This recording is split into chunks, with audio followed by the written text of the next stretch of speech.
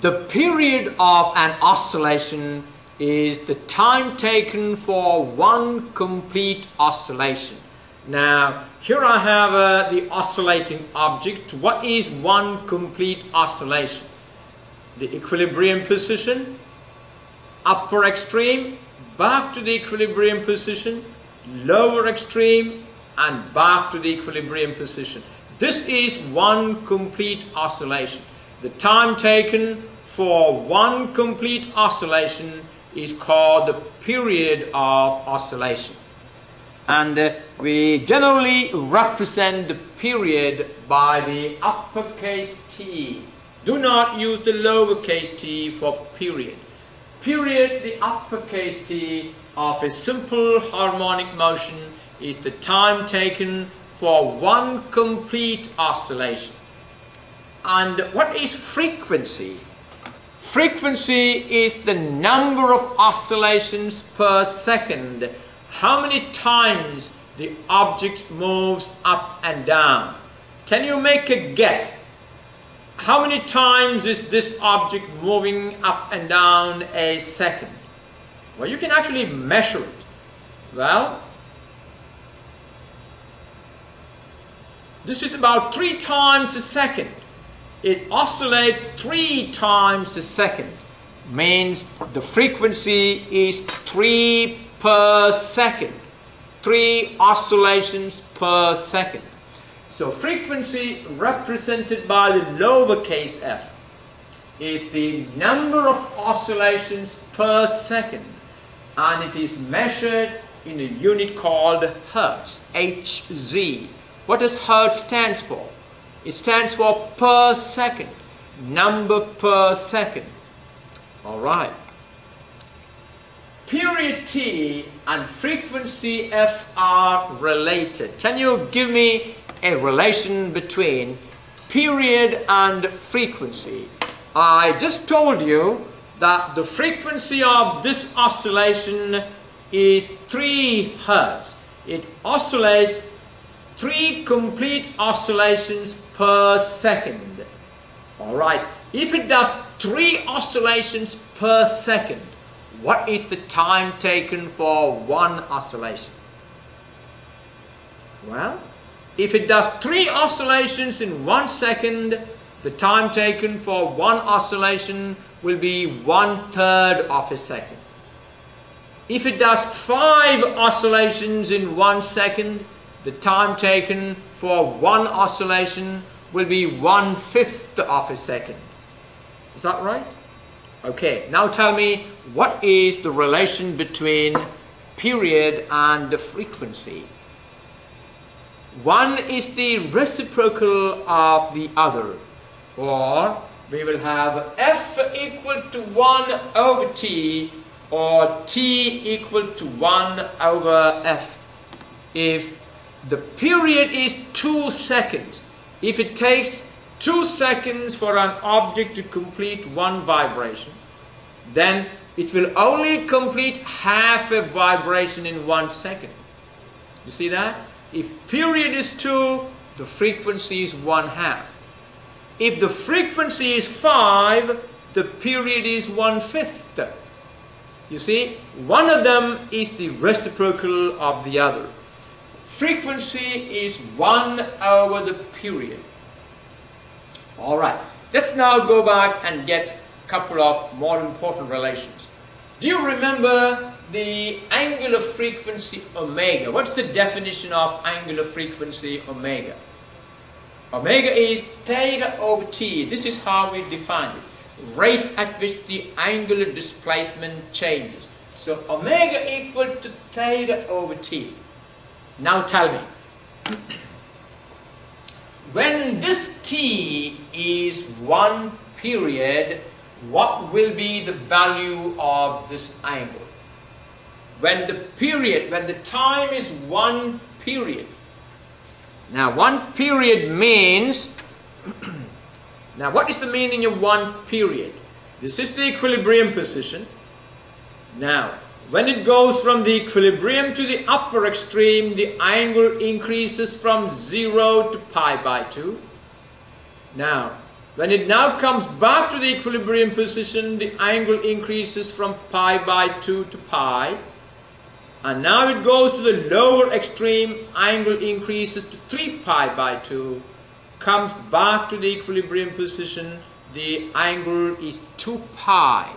So for one complete oscillation, the angle is 2 pi radians. That means when this time is 1 period, the angle corresponds to 2 pi radians.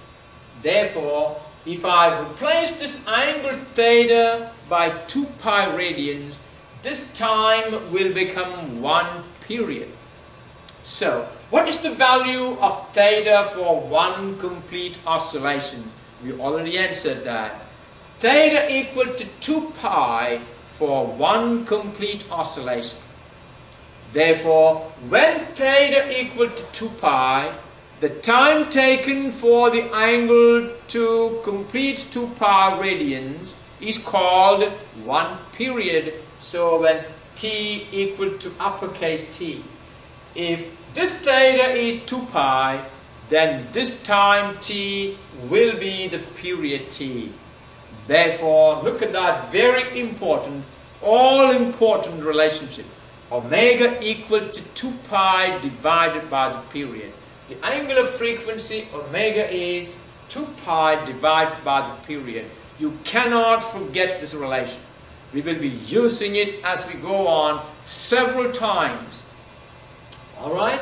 Angular frequency omega is 2 pi over the period. Alright. We can also write it as, look at this, 2 pi multiplied by 1 over t. And 1 over t is the frequency. So, I can also write it as 2 pi times the frequency. You see, the reciprocal of the period is the frequency. You must know both these relations. Omega, the angular frequency, is 2 pi divided by the period, is the same as 2 pi times the frequency.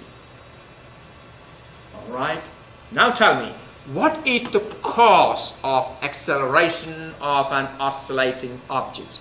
I showed you this. What is the cause of acceleration? When the spring is pulled down, you can see the spring has now potential energy. The spring is now pulling the object back. Now, the force applied by the spring to get its original position back is called the restoring force. Have you ever experienced the restoring force of a spring? When you pull a spring, the spring pulls you back. You see, it is this restoring force of the spring that provides the acceleration. When the spring is pulled down, the spring wants to restore itself. So that restoring force pulls the object back. And it is that provides the acceleration. So what is the cause of acceleration of a simple harmonic motion? When the ball on the spring is pulled down, the spring applies a force upward to restore its position. You see that? And that force, when the displacement increases, the restoring force F also increases. Is that right? You pull the spring more, the spring will pull you back with a greater force. As the displacement increases, the restoring force also will increase. In the opposite direction, of course. If you pull the spring, the displacement increases downward, the restoring force will be upward. That will be in the opposite direction. When the displacement increases, the restoring force F also increases in the opposite direction. And this can be written as, mathematically, F equal to negative ky. Or we say the restoring force is directly proportional to the displacement and its direction is opposite to the displacement. That's the negative sign. K is a constant, and we call it the spring constant. You have done this in Physics 1. We talked about Hooke's law. So F, the restoring force on a spring, equal to negative ky, where y is the displacement. Now, it is this restoring force that produces the acceleration. So, if this object has a mass m, and the restoring force F is pulling it upward, well, that F will be equal to ma, is that right? Where m is the mass of this object and a is the acceleration. So if m is the mass of the oscillating object, then F equal to ma. So I can replace this F now by ma, and what does the equation now become? The equation now becomes, this F can now be replaced by ma. We have ma equal to negative ky. Alright, can you solve the equation for A? Solving for A, you can have A equal to negative k over m times y.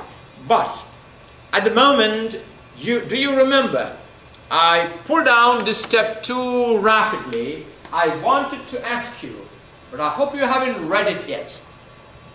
Do you remember about 15 minutes ago, we derived an equation for acceleration of a simple harmonic motion? Do you remember that equation? Acceleration of a simple harmonic motion. Alright, can you look back? I told you, you must remember that equation. Acceleration of a simple harmonic motion is negative omega squared y. A equal to negative omega squared y. So this is the acceleration that we are talking about. So we can replace this A by negative omega squared y. What does the equation now become? M times negative omega squared y. Ma now becomes negative m omega squared y equal to negative ky. And you can see y will cancel from both sides, and you can solve for omega squared. Negative on the left and negative on the right will make it positive. Y and y will cancel. Divide both sides. Well, the simplest way is divide both sides by negative m, or negative my. I hope you have followed this. I don't have to do that. Divide by negative my, divide by negative my, and negative m will go, y and y will go, y and y on the right will go. We get omega squared equal to k over m. Beautiful equation. Alright, now tell me, give me an equation for omega that we have obtained a little while ago. Let's solve for omega from here. If omega squared equal to k over m, then omega equal to square root of k over m. Okay, now let me ask you, what is the equation for omega in terms of the period of a simple harmonic motion? I told you that is something you can never forget. But omega equal to 2 pi divided by the period. So, let's replace this omega by 2 pi over t. We can now see 2 pi over the period equal to square root of k over m. Now, what are these things in here? This corresponds to the oscillations of a loaded spring. Well, what does T stands for? T is the period, the time for one oscillation. What does K stands for? K is the spring constant of this spring. What does M stands for? M is the mass of this object. So, we have 2 pi divided by the period equal to square root of k over m. Can you solve for t from here? What is t equal to? Well, I'm going to simply give it to you. I want you to solve it on your own. Solving for t gives me t equal to 2 pi times square root of m over k. Now, this is the equation for the period of oscillation of a loaded spring. That means the period of oscillation of a loaded spring like this is given by this equation, t equal to 2 pi square root of m over k. That means the period depends on the spring constant and the mass. Okay, and again, that is an important equation. T equal to 2 pi square root of m over k. Let's now talk about simple pendulum.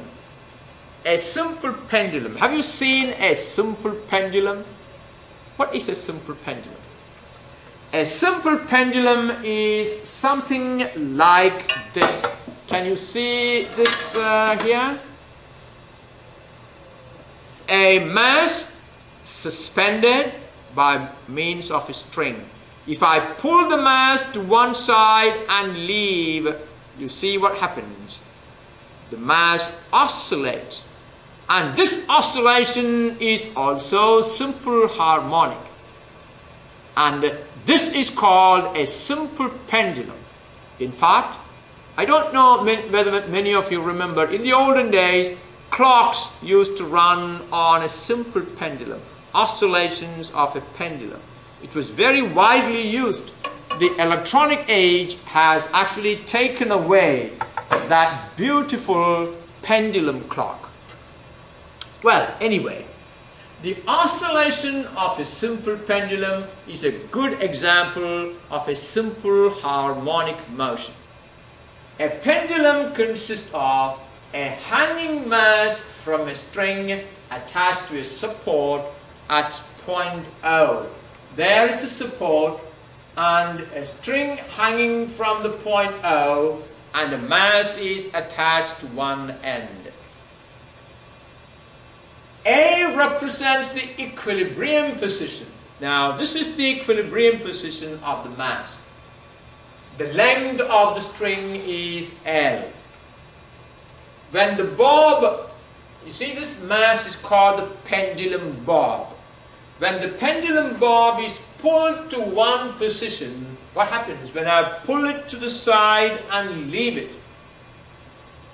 you see, when you raise it to one side, you give it potential energy. And because it has potential energy here, it's going to fall back to the equilibrium position. And when it comes back to the equilibrium position, it has acquired velocity. And that velocity will make it climb to the other extreme, like a swing. You see that? Just like the energy changes in the oscillating spring, here again we have energy changes. There, when the mass is pulled to one side, to position B, the string makes an angle theta.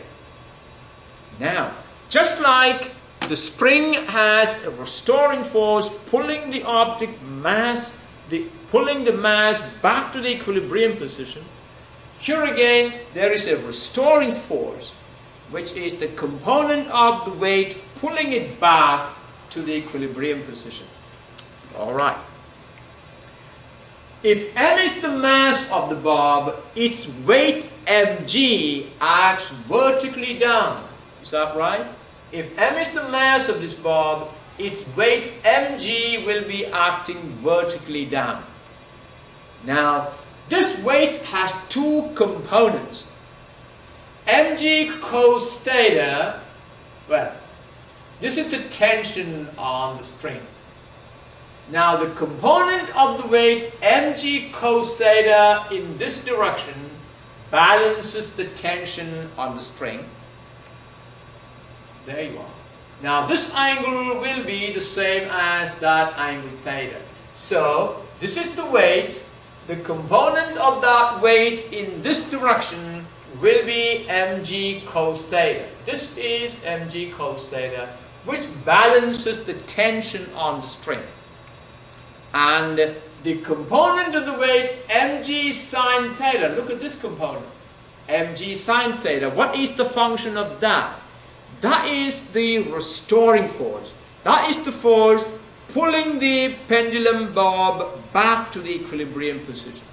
So mg sine theta provides the restoring force, pulling the mass back to position A. So when you now watch here,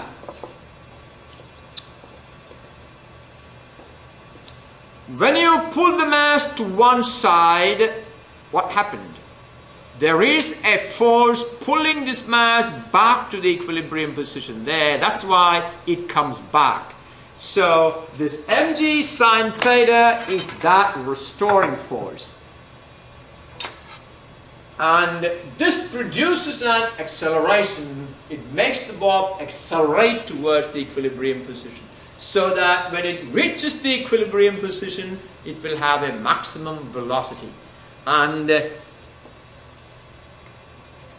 this mg sine theta is the net force producing the acceleration on this mass, so that mg sine theta equal to negative ma. Now why is it negative? Because the acceleration is opposite to the displacement. Alright, now we can see m and m will cancel, and solving for a gives you a equal to negative g sine theta. This a is the acceleration produced on the pendulum bob by the restoring force. So a equal to negative g sine theta. Well, let's now get a reasonable approximation for this sine theta. The distance from A to B is the displacement of the mass. Is that right? The mass has been displaced from A to B, that distance. I'm going to call that distance x. When the amplitude of oscillation is small, this displacement is approximately equal to x, so that sine theta equal to x divided by L. You see, L is the length of this string. Sine theta equal to x over L. This is the sine theta. Sine theta is opposite side divided by the hypotenuse. So sine theta equal to x over L, which is an approximation. It works only when this angle theta is very small. If the angle theta is large, that approximation is a very poor approximation. Alright, now if you replace sine theta by x over L, can you now rewrite the equation for acceleration? The equation for acceleration now becomes negative g times x over L, where x is the displacement, L is the length of the pendulum. Alright, do you now recall the equation for acceleration we developed for simple harmonic motion? What is the acceleration for simple harmonic motion? Do you see I rewrote this equation as negative g over L times x, where what does x stands for? The displacement. Alright, but acceleration for a simple harmonic motion, I was asking you that question. Do you remember the equation we developed for acceleration of a simple harmonic motion? I know most of you forget all these things very easily. Acceleration A equal to negative omega squared y. There you are. A equal to negative omega squared y. We are now going to compare these two equations. Look at this. A equal to negative g over L times x. What does this x stand for? Displacement. This is for the simple pendulum. And this is a general equation for acceleration of any simple harmonic motion. A equal to negative omega squared y, where y is the displacement. So x and y are both the same. That means if you compare the two equations, this G over L for the simple pendulum stands for this omega squared. Don't you see it?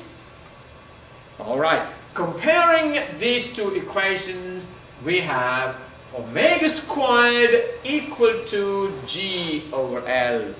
Now remember that x and y both stands for displacement. Therefore they are the same. Omega squared equal to G over L.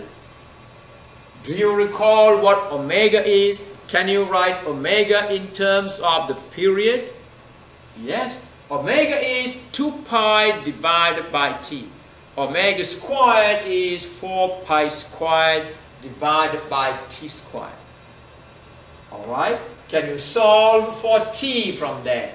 4 pi squared over t squared equal to G over L. Can you solve for t squared from this equation? Well, t squared equal to 4 pi squared times L over G, and take the square root of that.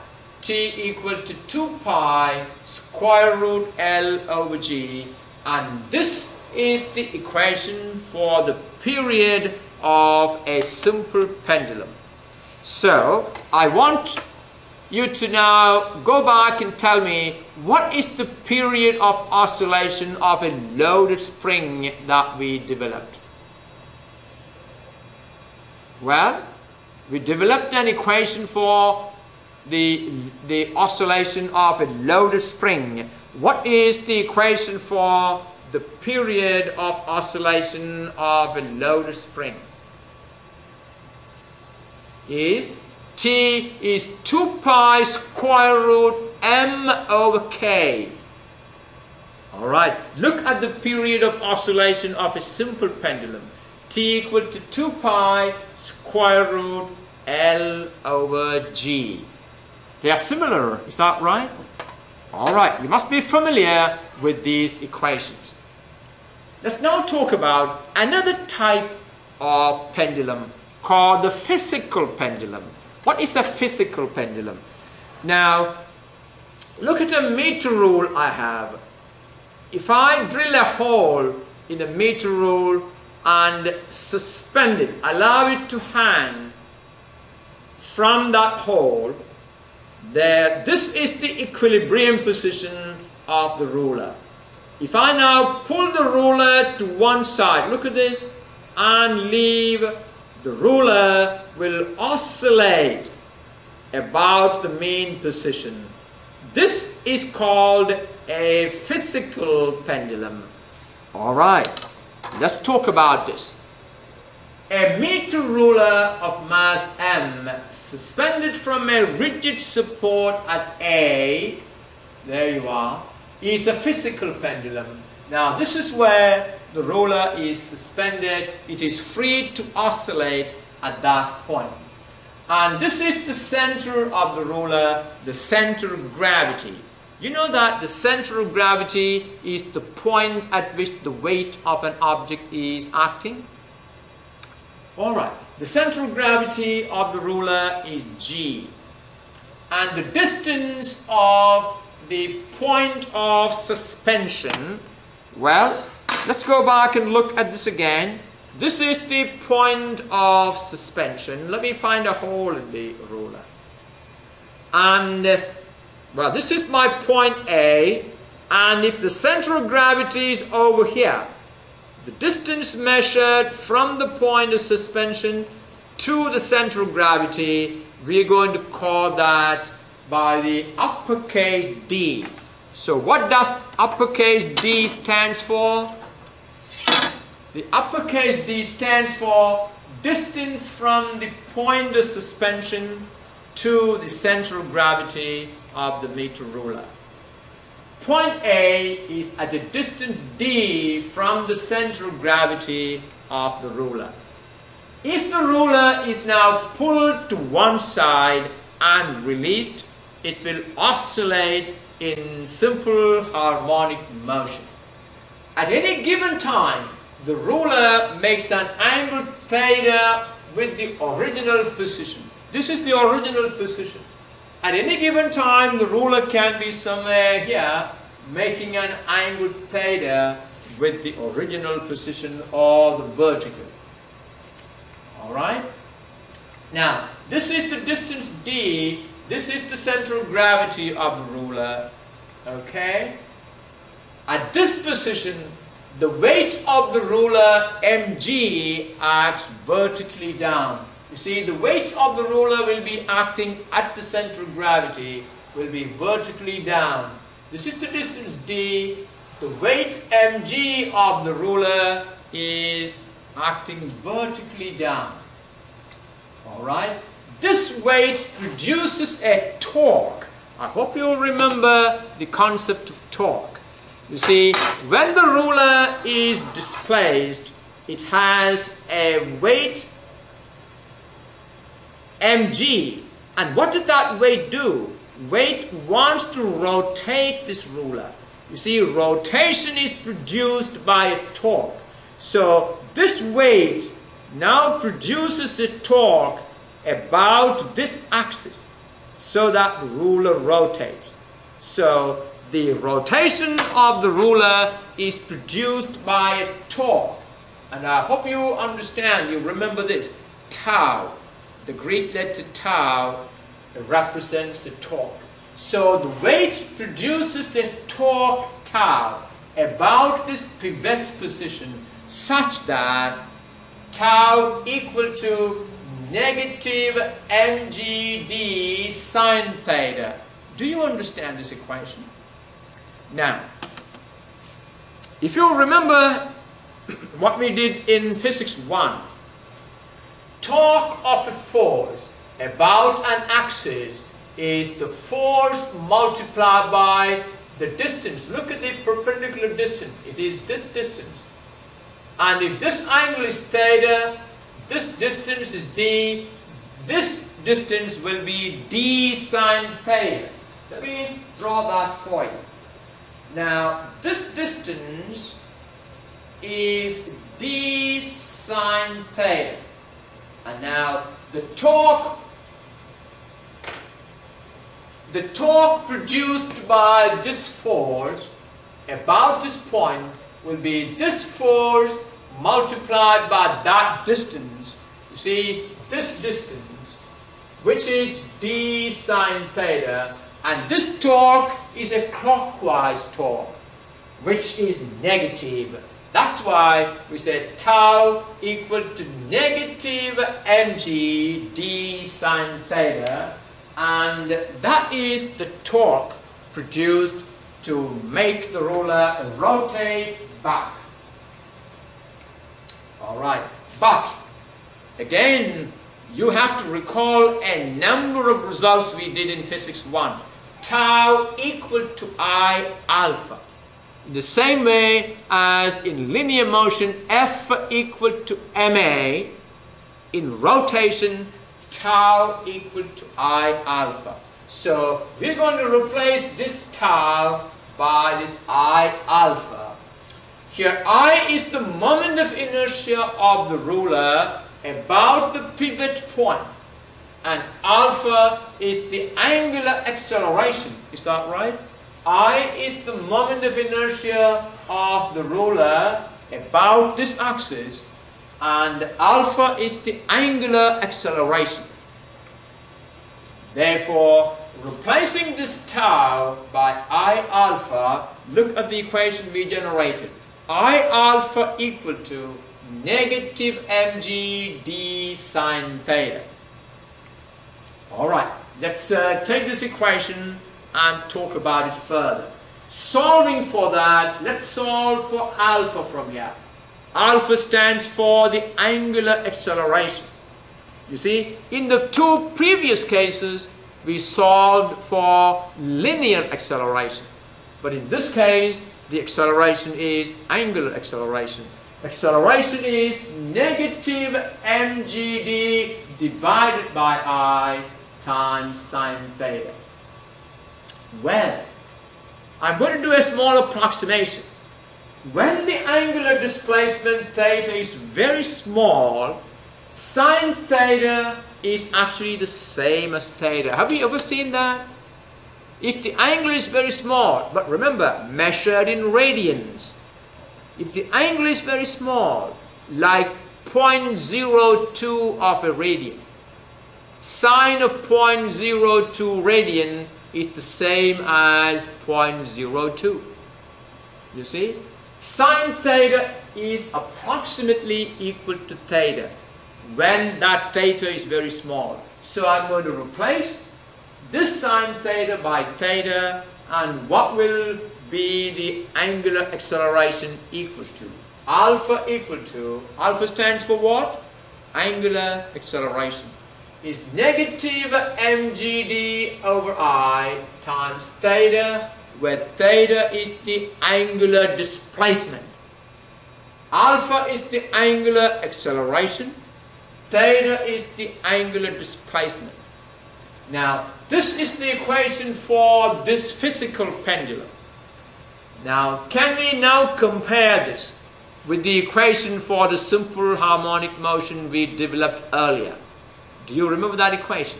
This is the third or fourth time I'm asking you, do you remember the equation for acceleration of a simple harmonic motion?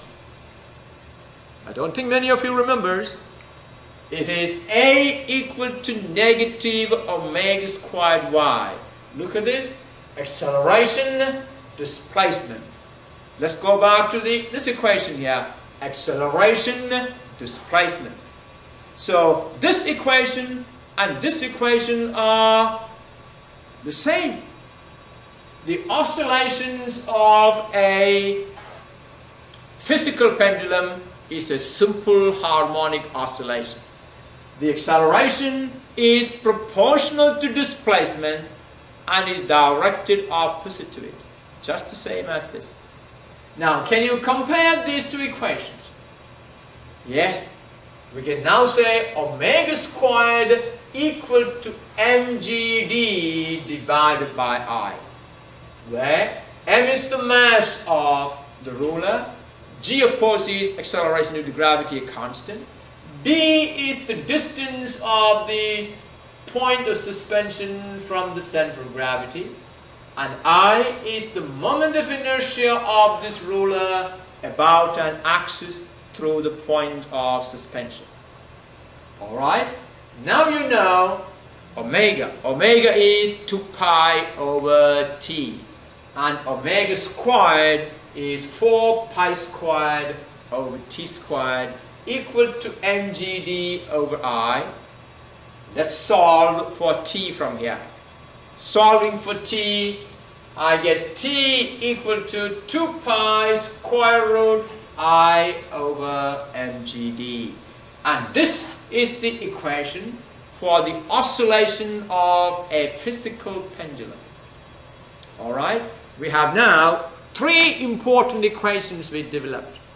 The general equation for acceleration of a simple harmonic motion, the equation for the period of oscillation of a loaded spring, t equal to 2 pi square root of m over k, the period of oscillation of a simple pendulum, t equal to 2 pi square root of L over g, and now the period of oscillation of a physical pendulum, t equal to 2 pi square root of I over mgd.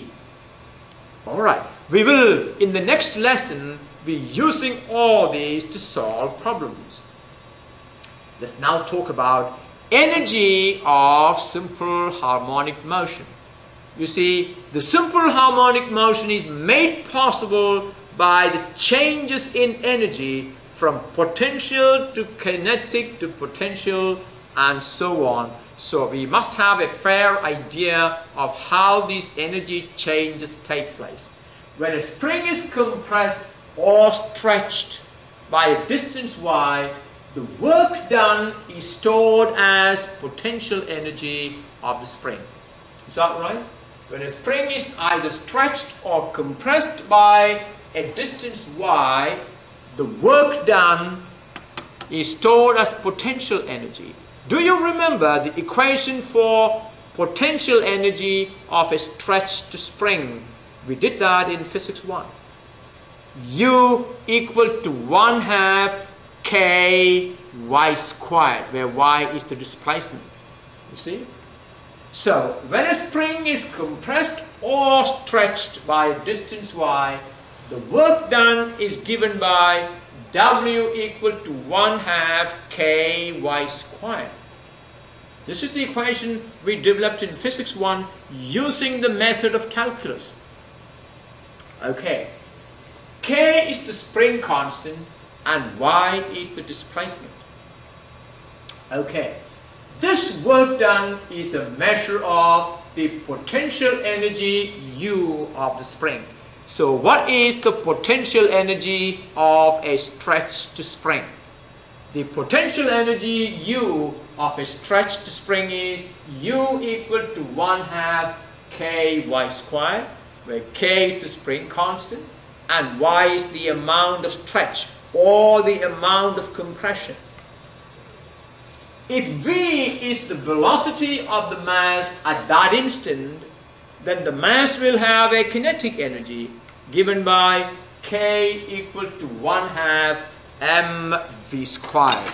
That means as the mass oscillates at any given instant, there is some potential energy in the spring given by 1/2 ky squared, and there is some kinetic energy of the mass given by 1/2 mv squared.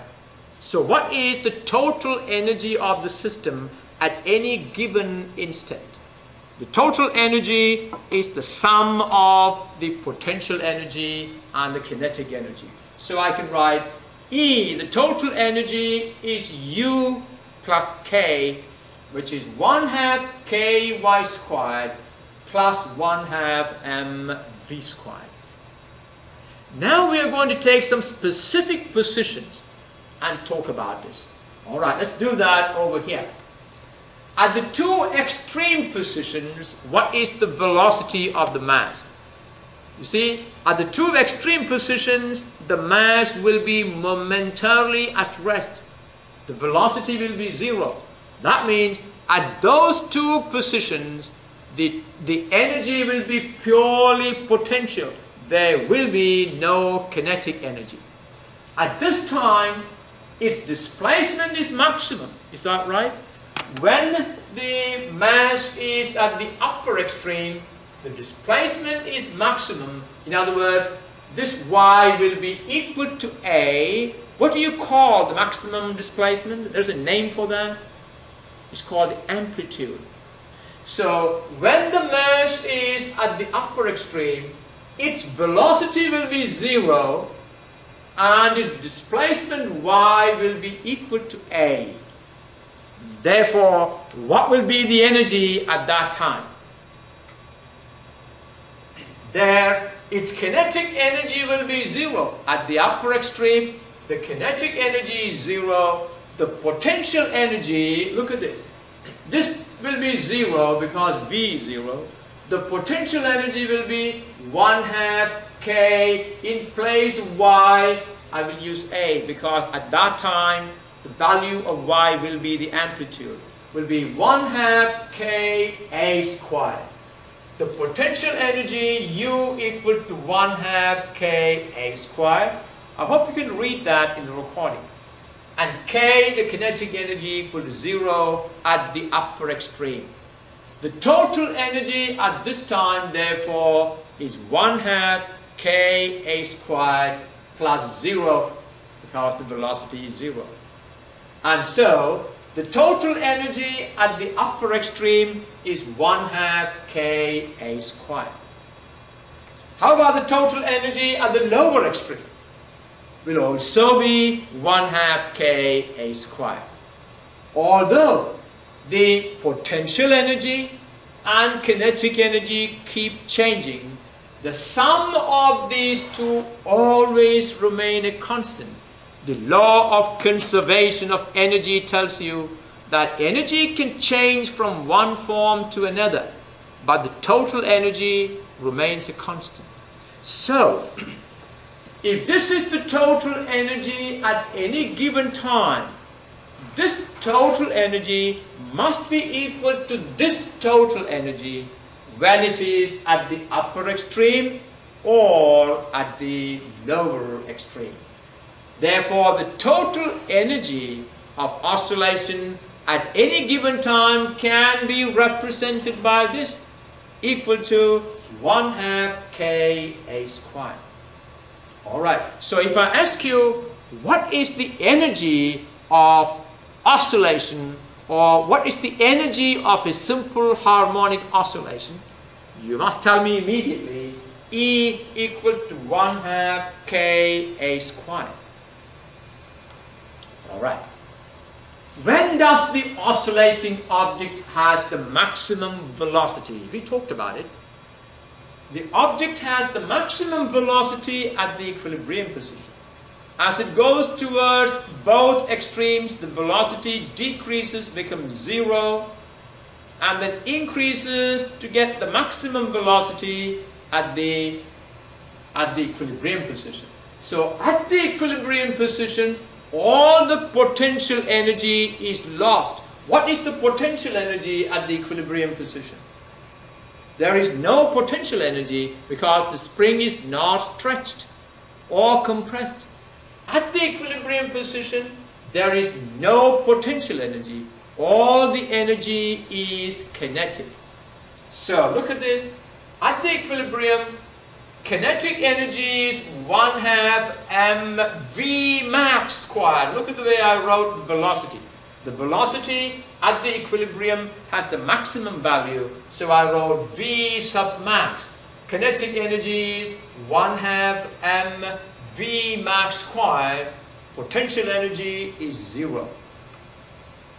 So, now this is the case, the same case of the horizontal oscillation as well. Now, let's take the case of the horizontal oscillation and represent the energy changes graphically. Alright? An object of mass m is attached to a horizontal spring and is pulled to the right. That means x is the displacement there, and released. Alright? How do the potential energy U, kinetic energy K, and the total energy change as x changes? You see, when the mass is at the equilibrium position, x is 0. When x is 0, the potential energy is 0. The kinetic energy is maximum. When x is maximum, potential energy is maximum, kinetic energy is 0, and so on. Let's represent these graphically. Now look at this. This represents the variation of x. X equal to a cos omega t. Well, it means at t equal to 0, the object is at the right extreme. That's why we use the cosine function. This is a cosine graph. Okay, when x is maximum, look at the potential energy. Potential energy is maximum, kinetic energy is 0. There you are. Now, when x is 0, look at this here. When x is 0, potential energy is 0, kinetic energy is maximum. When x is at the other extreme, at the negative maximum, potential energy is maximum, kinetic energy is 0. Now, that means as x changes, potential energy changes, kinetic energy changes, but the total energy will always be the same. Look at this. This is a measure of the total energy, and that will always be the same. The energy keeps changing from potential to kinetic, but the total energy will always be the same. And what will be the measure of that total energy? It will be 1/2 Ka squared. Alright, look at this equation now. Kinetic energy changes, potential energy changes as the spring oscillates, but look at the total energy. Kinetic energy plus potential energy remains a constant. The kinetic energy changes, potential energy changes with time, but the total energy remains a constant. Alright, let's now obtain an equation for the maximum velocity of a simple harmonic motion. Where does the maximum velocity occur? The maximum velocity occurs at the equilibrium position. Since all the energy is kinetic at the equilibrium position, there is no potential energy. All the energy is kinetic. The velocity is the maximum there. Therefore, if Vmax is the maximum velocity at the equilibrium position, then the kinetic energy can be written as K equal to 1/2 mVmax squared. The total energy at the equilibrium position, tell me, what is the potential energy there? Is 0. So the total energy is just the kinetic energy, 1/2 mVmax squared. And you know that the total energy of a simple harmonic motion is 1/2 Ka squared. You see, that's equal to 1/2 Ka squared. You can now solve for Vmax. Can you do that? 1/2 and 1/2 will go. We can solve for Vmax. I'm going to leave it for you to solve that equation.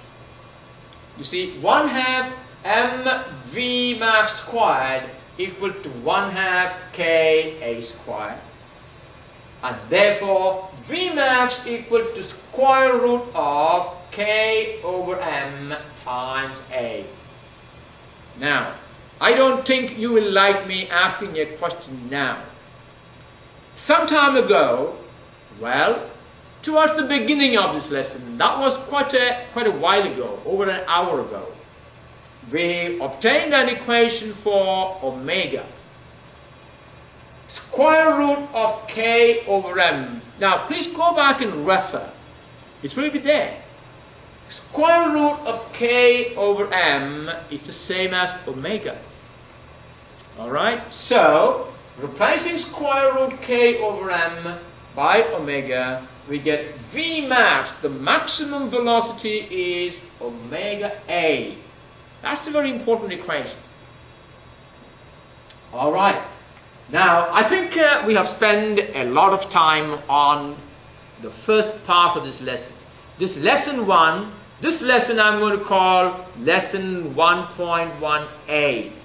1.1b will be using all the results we obtained here to solve problems. Alright, so I'm going to stop this lesson here. I want you to refer, go back and familiarize all the equations we developed. We're going to use that to solve problems. Well, I will see you for that part of the lesson a little while later. Okay.